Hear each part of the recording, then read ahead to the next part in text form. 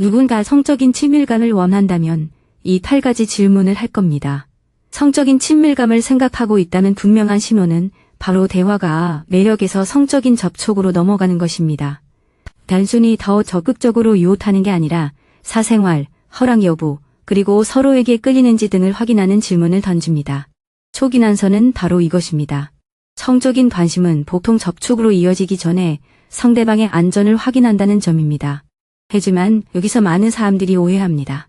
성적인 질문이 항상 친밀감을 원하는 것은 아닙니다.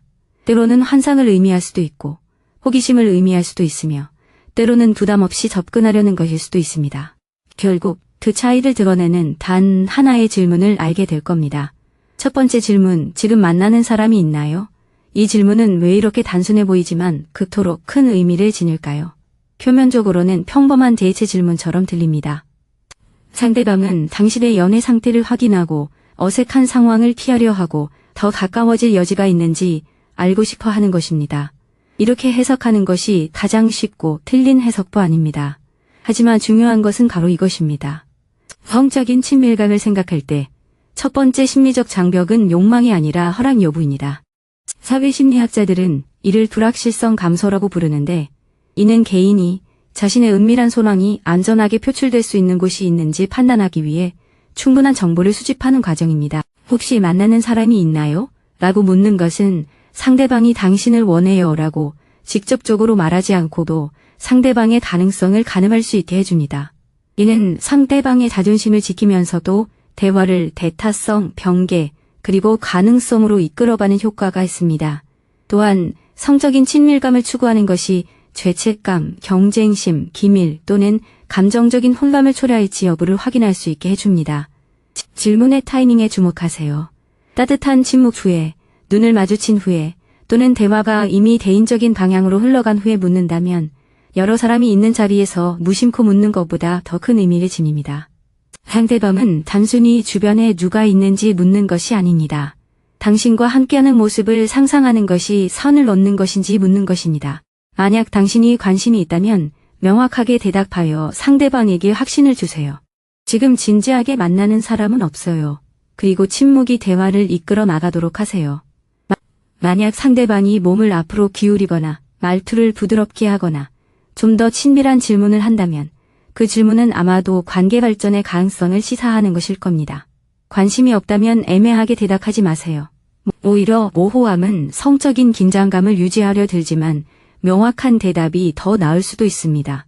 또한 단호한 답변은 상대방의 기대감에 찬 추측의 대상이 되는 것을 막아줍니다. 성적인 친밀함에는 욕망이 필요하지만 현실 또한 중요하며 현실은 서로의 현재 상태를 정확히 아는 것에서 시작됩니다. 두 번째 요점. 이상형이 뭐예요? 누군가 당신의 이상형을 묻고는 당신이 대답하는 동안 당신의 표정을 유심히 살핀 적이 있나요? 대부분의 사람들은 이 질문을 장난스러운 호기심으로 받아들입니다. 무해하게 들리고 농담처럼 들리며 분위기가 너무 과해지면 웃어넘길 수 있는 거리를 두는 것처럼 보입니다. 하지만 긴장된 대화 중에 이 질문이 나오면 결코 중립적이지 않습니다. 대부분의 사람들이 깨닫지 못하는 것이 있습니다. 이 질문은 종종 자신을 상대방과 비교하는 행위입니다. 매력 심리학에서 사람들은 공개적으로 다가가기 전에 상대방의 배우자간에 대한 피드백을 찾습니다. 자신과 비슷한 특징을 찾으려는 것이죠. 키, 스타일, 자신감, 두드러움, 유머 감각, 감정적 안정감, 대담함, 지성, 성적 대방성. 내용도 중요하지만 상대방의 반응이 더 중요합니다. 상대방은 당신이 자신과 비슷한 사람을 묘사하는지 그리고 상대방이 화면에 나타날 때 당신의 몸짓이 따뜻한지 지켜봅니다. 개인 매력에 대한 연구에 따르면 인지된 유사성은 편안함과 욕망을 증가시키는데 특히 그 유사성이 일반적인 것이 아니라 개인적으로 선택한 것처럼 느껴질 때 더욱 그렇습니다. 많은 사람들이 바로 이 부분에서 의도치 않게 혼란을 야기합니다. 너무 구체적인 환상 목록을 제시해서 상대방이 자신을 부적격하다고 느끼거나 너무 모호하게 대답해서 무엇이 진짜인지 아무도 알 수 없게 만듭니다. 억지로 친밀감을 만들지 않고 싶다면 엄격한 체크리스트로 담은 자신의 특징을 구체적으로 묘사하세요. 예를 들어 저는 솔직하고 애정 넘치고 긴장감을 편안하게 받아들이는 사람에게 끌려요 라고 말해보세요. 이런 대답은 상대방에게 일종의 지도를 제공합니다. 또한 상대방의 생각을 시험해 볼 수도 있습니다. 만약 상대방이 즉시 저랑 비슷한 것 같아요 라고 말한다면 그들은 더 이상 단순히 정보를 수집하는 데 그치지 않고 성적으로 고려될 가능성이 한 걸음 더 다가선 것입니다. 만약 상대방이 당신의 대답을 뒤웃거나 재촉하거나 논쟁으로 몰아간다면 그것 또한 주목하세요. 그들은 당신의 몸에 손을 대기 전에 당신의 욕망을 어떻게 다루는지 보여주고 있는 겁니다. 상대방이 당신을 자신에게 더 쉬운 모습으로 바꾸려 하지 않고 호기심을 보일 때 매력은 더 안전하게 느껴집니다. 세 번째 요점. 무엇이 당신을 흥분시키나요? 그렇다면 왜 이 질문은 분위기를 그토록 빠르게 바꿀까요? 바로 매력에서 흥분으로 넘어가는 순간이기 때문입니다. 누군가 데이트, 관계 혹은 서로에게 끌리는 감정에 대해 물어봐도 여전히 안전하게 추상적인 상태를 유지할 수 있습니다. 하지만 무엇이 당신을 흥분시키나요? 라고 묻는 순간 그들은 당신의 내면 욕망의 스위치를 드러내도록 유도하는 것입니다. 그래서 이 질문이 나온 후 분위기가 달라지는 경우가 많습니다. 아마 놀라실 만한 사실이 하나 더 있습니다. 이 질문은 단순히 성적인 정보를 수집하는 것이 아니라 서로의 동의를 확인하는 것에 가깝습니다. 성연구자들은 자발적 욕망과 반응적 욕망을 구분합니다. 자발적 욕망은 갑작스러운 허기로 나타납니다. 반응적 욕망은 안전, 관심, 상상력, 그리고 상황이 함께 작용할 때 생겨납니다. 누군가가 당신을 흥분시키는 것이 무엇인지 묻는 것은 당신이 수치심, 부담감 또는 당황함 없이 욕망에 대해 이야기할 수 있는지 알아보려는 것입니다. 또한 그들은 대화의 속도도 살피고 싶어 합니다. 당신은 말, 손길, 지배, 부드러움, 칭찬, 기대감, 정서적 교감, 새로움 또는 신뢰 중에서 어떤 것에 흥분하나요? 당신의 대답은 당신과의 성적인 공간이 얼마나 안전한지를 알려줍니다. 만약 모든 것을 몽답으로 넘긴다면 그들은 욕망이 유머를 통해서만 허용된다고 생각할 것입니다. 만약 당신이 연기를 한다면 그들은 진정한 교류가 아닌 각본에 휘말린 듯한 느낌을 받을 수 있습니다. 가장 매력적인 대답은 솔직하지만 속도를 조절하는 것입니다. 저는 자신감, 인내심, 그리고 서두르지 않고 사랑받는 느낌을 좋아해요. 라고 말할 수 있습니다. 이렇게 하면 대화는 성적인 내용을 유지하면서도 동의와 감정적 이해를 바탕으로 합니다. 그들이 당신의 속도를 존중한다면 욕망은 더욱 깊어질 수 있습니다. 만약 그들이 그 속도를 넘어서더라도 그 질문은 신체적인 행위가 일어나기 전에 당신에게 유용한 정보를 제공한 것입니다. 성적인 궁합은 옷을 벗기 훨씬 전부터 시작됩니다. 누군가가 당신을 흥분시키는 것에 대한 진실을 듣고 그것을 악용하려 하지 않을 때 비로소 시작됩니다. 진심으로 경청한다면 접근성이라고 말해보세요. 누가 플러팅과 더 가까워지자는 초대의 차이를 이해하는지 봅시다. 네 번째 요점. 키스하는 거 좋아해? 이 질문은 순수하게 들리나요? 아니면 순식간에 가히 좁아지는 느낌을 주나요? 키스는 로맨틱한 관심과 성적인 관계로 발전하는 것 사이에 다리 역할을 하기 때문입니다. 서로에게 끌리는 감정을 드러낼 만큼 치밀하지만 성관계를 요구하는 것처럼 직접적으로 들리지 않으면서도 사회적으로 용인될 수 있는 질문입니다. 키스를 통해 상대방의 신체를 대화의 주제로 끌어들이되 곧바로 성관계를 요구하지는 않습니다. 잠시 생각해보세요. 키스는 촉각, 향기, 숨결, 근접성, 얼굴 표정 등 모든 감각을 동시에 자극합니다. 3차 신경은 입 주변의 압력과 온도에 반응하고 옥시토신과 도파민은 접촉이 원하고 안전하다고 느껴질 때 분비됩니다. 그래서 사람들은 친밀감을 상상하며 키스에 대해 묻는 경우가 많습니다. 단순히 상대방이 키스를 즐기는지 묻는 것이 아닙니다. 자신의 입술이 상대방의 입술 가까이에 있는 것이 어울리는지 상상하는 것입니다. 상대방의 몸이 기대감이 실제 접촉으로 이어질 수 있는 곳인지 시험하는 것입니다. 표현 방식에 주의하세요. 키스하는 거 좋아해? 와, 키스 잘해? 는 완전히 다릅니다. 전자는 당신의 경험을 중심으로 하지만 후자는 키스를 일종의 퍼포먼스로 만들어버립니다. 진정한 친밀감을 원하는 사람은 당신이 스킨십을 어떻게 받아들이는지에 관심을 가지며 단순히 당신에게 잘 보이려고 애쓰는 것이 아닙니다. 만약 관심이 있다면 경계를 명확히 하면서도 동시에 초대하는 듯한 대답을 해보세요. 네, 긴장감이 느껴지고 서두르지 않을 때 좋아요. 이렇게요. 그러면 상대방에게 감정적인 방향을 제시할 수 있습니다. 서로에게 끌리는 감정에는 동의하지만 당연하게 여기는 태도는 거부하는 것이죠. 진정한 상대라면 이 대답을 저항으로 받아들이지 않을 겁니다. 오히려 존중이 먼저 닿을 때만 열리는 문이라고 생각할 거예요. 그리고 상대방이 자신의 키스 실력을 자랑하는 대신 당신이 무엇을 좋아하는지 묻는다면 그것은 상대방이 키스를 당신에게 보여주는 것이 아니라 함께 나누는 것으로 생각하고 있다는 신호입니다. 굳이 설명할 필요는 없어요. 끌림은 있지만 아직 신뢰가 쌓이지 않았을 때 어떤 느낌인지 안다면 더 가까워지자라고 말해도 됩니다. 5번째 포인트입니다. 어떤 상황에서 누군가와 함께 있으면 안전하다고 느끼세요? 혹시 가장 성적인 분위기가 감동은 대화가 예상치 못하게 다정해지는 순간을 경험해 보신 적 있나요? 한순간은 장난스럽게 주고받다가 다음 순간 누군가가 당신을 편안하게 해주고 신뢰하게 하고 정서적으로 안전하게 해주는 것이 무엇인지 묻습니다.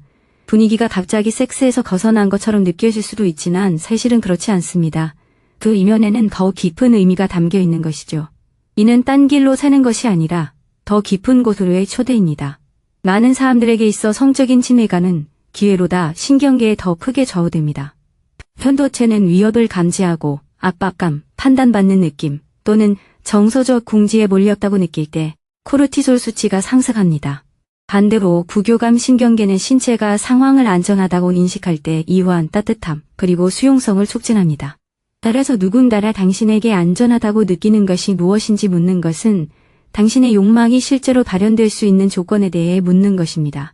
당신의 몸이 경계심에서 벗어나 현재에 집중할 수 있도록 도와주는 것이 무엇인지 묻는 것이죠. 이 질문은 욕망과 진심 어린 배려를 구분하기 때문에 중요합니다. 단순히 접근만을 원하는 사람은 당신의 대답에 조바심을 낼 수도 있습니다. 친밀감을 원하는 사람은 세세한 부분까지 주의에 깊게 듣습니다. 천천히 진행하는 것을 원하는지, 말로 안심시켜주는 것을 원하는지, 사생활을 존중해주는 것을 원하는지, 술에 취하지 않은 상태를 원하는지, 감정적으로 안정적인 상태를 원하는지, 아니면 죄책감 없이 멈출 수 있는 능력을 원하는지 알고 싶어 합니다. 자신을 보호하면서도 관계를 깊게 만들 수 있는 방식으로 대답해보세요.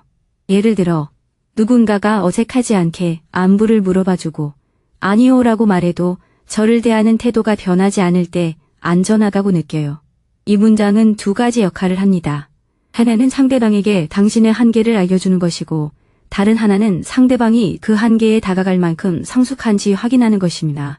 상대방이 호기심 어린 반응을 보인다면 좋은 정보를 얻은 것입니다. 만약 압박감, 비꼬는 말투 또는 상처받은 자존심으로 반응한다면 훨씬 더 중요한 것을 알게 된 것입니다. 안전함은 성적 긴장감의 반대말이 아닙니다. 많은 사람들에게 있어 안전함은 성적 긴장감이 현실로 발전할 수 있도록 해주는 요소입니다. 6번째 요점. 우리 관계를 그런 식으로 생각해 본 적 있어요? 누군가 농담처럼 미소를 지으며 이 질문을 던지고는 잠시 동안 조용해지는 경험을 해본 적이 있나요? 이것은 성적인 가능성을 탐색하는 가장 명확한 언어적 신호 중 하나입니다. 이 질문은 그들에게 그럴듯한 부인을 가능하게 하지만 간신히 면할 수 있는 빌미를 제공합니다.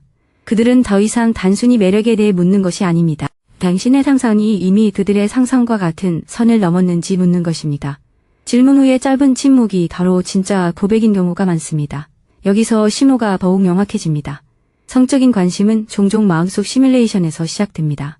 인지심리학 해석은 이를 미래 예측적 심상, 즉 행동하기 전에 가능한 미래를 예행 연습하는 뇌의 능력이라고 부릅니다. 누군가가 당신에게 두 사람에 대해 그런 식으로 생각해 본 적이 있는지 묻는 것은 그 환상이 일방적인지 아니면 서로 공유하는 것인지를 알아내려는 것입니다.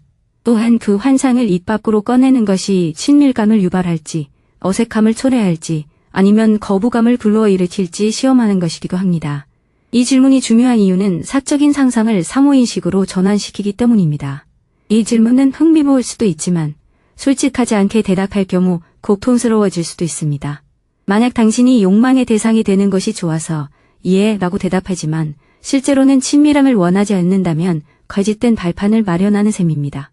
반대로 사실은 예인데 아니요라고 대답한다면 용기가 필요했던 순간을 망쳐버릴 수도 있습니다. 진정성 있는 대답은 진실성과 속도감을 모두 담을 수 있습니다. 예를 들어 네, 하지만 좀 더 이야기를 나누면서 진정한 교감이 이 긴장감에 부합하는지 확인하고 싶어요.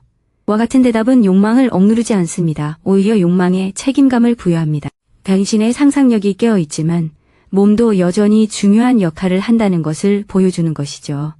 그리고 만약 상대방이 그 대답 후에도 당신을 재촉하지 않고 차분하게 대화에 임한다면 그들은 성적인 솔직함을 압박으로 바꾸지 않고도 받아들일 수 있다는 것을 보여주는 것입니다. 7번째 요점. 우리가 단둘이 있다면 어떻게 할 거예요? 이 질문을 생각하기도 전에 몸이 반응하나요? 이는 이 질문이 단 한 문장 안에 사생활, 가능성 그리고 선택권을 제시하기 때문입니다. 단순한 장난이 아닙니다. 성적인 틀을 만들어내는 질문입니다. 누군가, 만약 우리가 단둘이 있다면 어떻게 할 거예요? 라고 묻는 순간 그들은 당신을 함께 상상하는 장면으로 초대하는 것입니다. 공적인 행동에서 벗어나 사적인 가능성의 세계로 발을 내딛도록 요청하는 것이죠. 하지만 숨겨진 질문은 말로 표현된 질문보다 더 중요합니다. 그들은 단순히 당신이 무엇을 할 것인지 묻는 것이 아닙니다. 당신이 성적인 권력을 어떻게 다루는지 묻는 것입니다. 당신은 공격적인가요? 수줍어하나요? 조심스럽나요? 장난스럽게 행동하나요? 존중하는 태도를 보이나요? 회피하나요? 아니면 명확하게 표현하나요? 욕망에는 행동 양식이 있는데 이 질문을 통해 상대방은 당신의 행동 양식을 미리 엿볼 수 있습니다. 의사소통 연구에서 이는 일종의 단계적 강도 테스트입니다. 한 사람이 말로 강도를 높여 상대방이 그에 맞춰 반응하는지, 방향을 바꾸는지, 속도를 늦추는지, 아니면 물러서는지를 확인하는 것이죠. 이러한 판타지는 사회적 역할을 합니다. 두 사람이 서로 존중을 잃지 않고 강렬한 감정을 유지할 수 있는지를 드러내는 것입니다. 당신의 경계에 대한 상대방의 반응을 살펴보세요. 만약 당신이 나는 아마 더 가까워지고 싶겠지만 우리 둘 다 편안함을 느껴야 할 것 같아 라고 대답했을 때 상대방이 비웃는 대신 오히려 더 흥분한다면 좋은 징조입니다. 반대로 동의를 방해처럼 여긴다면 판타지는 실제 문제를 드러낸 것입니다. 경계가 생긴다고 해서 성적인 끌림이 사라지는 것은 아닙니다. 오히려 더 신뢰감을 갖게 되죠. 가장 신뢰하는 사람들은 매력을 증명하기 위해 당신이 자신을 완전히 드러내기를 바라지 않습니다. 그들은 당신과의 긴장감을 유지할 수 있는데 두 사람 모두 자유로움을 느낄 때 비로소 기대감이 짜릿해진다는 것을 이해하기 때문입니다. 확신이 서지 않는다면 상황을 도주시키기보다는 속도를 늦추세요. 저도 당신이 뭘 원하는지 알고 싶어요. 라고 말해보세요. 상대방의 대답을 통해 서로 즐거움을 원하는지 아니면 단순히 접근만을 원하는지 알 수 있을 겁니다. 8번째 요점. 더 가까이 가도 될까요? 누군가가 마침내 물리적 거리를 좁히자고 요청하는 것은 무엇을 의미할까요? 이 질문은 처음부터 던지는 질문이며 장난스럽게 들리면서도 가장 명확한 성적 의도를 드러내는 질문입니다. 더 가까이 앉아도 될까요? 키스해도 될까요? 또는 제가 더 가까이 오길 원하세요? 와 같은 표현으로 나타날 수 있습니다. 단어는 간단하지만 의미는 직접적입니다. 바로 이 지점에서 매력은 이론 뒤에 숨지 않고 현실을 존중하기 시작합니다. 가까이 다가가면 신체가 변합니다. 심장박동, 호흡, 향기, 눈맞춤 모두 즉각적으로 느껴집니다. 가까이 다가가기 전에 묻는 것은 상대방이 동의를 욕망의 일부로 이해하고 있음을 보여줍니다. 그리고 이것이 가장 간단한 테스트입니다. 원한다면 따뜻하고 분명하게 네, 더 가까이 오세요 라고 대답하세요. 만약 그렇지 않다면 미안해하지 말고 아니요, 저는 그런 마음이 없어요 라고 대답하세요. 진정한 사람은 어떤 진실을 말하든 덜 주지 않을 겁니다. 그들은 성적인 친밀함은 두 사람 모두 원할 때 비로소 진정한 친밀함이 된다는 것을 이해할 거예요. 이제 당신은 그들이 묻는 질문 속에 성적인 관심이 어떻게 숨어 있는지 알게 되었을 겁니다. 하지만 그들은 질문하기 전에 보통 당신을 쳐다봅니다. 누군가가 당신을 훑어볼 때 그 시선에는 단순한 호기심인지 육체적인 노력인지 아니면 숨기려는 감정인지를 드러내는 특정한 방식이 있습니다. 지금 바로 화면의 영상을 클릭하세요. 그 시선을 이해하게 되면 어디에서든 그 시선을 알아차리게 될 테니까요.